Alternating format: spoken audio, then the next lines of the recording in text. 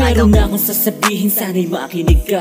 Kahit konting sandali ay maabala kita. Tanong ko lang, manhid ka ba? Di mo ba madama ang aking nais? Pabatid mula pa nung umpisa. Pero wag mag-alala, walang ibang ibig sabihin. Tanging pake lang nito, sana ay mapansin din.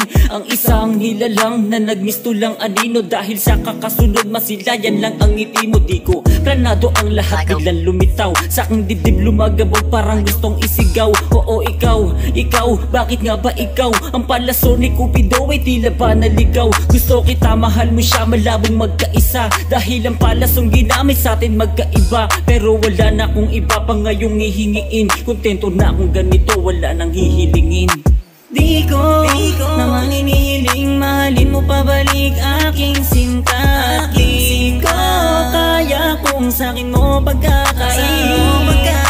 Ikaw ay gustuhin at aking mahalin. Dahil sa'yo lang ako muling sumaya. Marami bagay ang maaring makita ko sa iba, pero sa'yo ko natanaw, kinang na di makumpara. Kumbaga, bukod tangi katangi ang meron ka. Matuturing ng biyaya, makilala at makasama ang kagaya mo. Na may ngiti na pambihira, siyang nagsisilbing lakas pag ang puso ko'y nangihina. Di bale na kung wala man na akong mapala. Wala akong magagawa, ginusto ko tong madama. Kaya kung sakaling sa huli ay masugatan, masaktan man ako, wala akong pagsisisihan. Ito ang siyang landas na mas piniling pagpilitan. Pag ang puso nagpasya, hindi na to mapipigilan. Ilang ulit mang labanan ng puso, baliwala rin. Tinanggap sa sarili na lagay ko yalanganin. Basta sa'kin kung saan ka magiging masaya, ay mas ikakasaya ko dahil nga mahal kita.